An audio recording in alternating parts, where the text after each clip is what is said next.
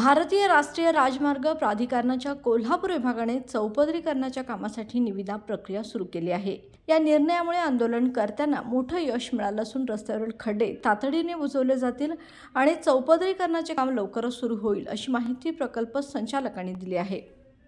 आंदोलनाच्या वेळी प्राधिकरणाचे अभियंता महेश पाटोळे यांनी आंदोलनकर्त्यांना लेखी आश्वासन दिले। त्यांनी आंदोलनस्थळी हे पत्र सुपूर्द केले, ज्यामुळे आंदोलनकर्त्यांना दिलासा मिळाला। मात्र चौपदरीकरणाचे काम तातडीने सुरू न झाल्यास पुढील आंदोलन अधिक तीव्र करण्याचा इशारा देखील यावेळी आंदोलनकर्त्यांनी दिला होता।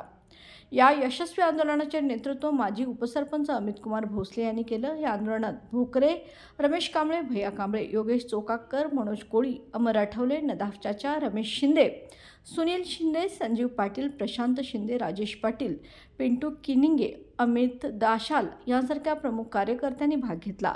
जोरदार घोषणाबाजी यावेळी परिसर दणाणून गेला। रस्त्यावरील खड्डे बुजवण्याचे काम तातडीने हाती घेऊन चौपदरीकरण लवकरात लवकर सुरू करण्याचे आदेश यावेळी देण्यात आले।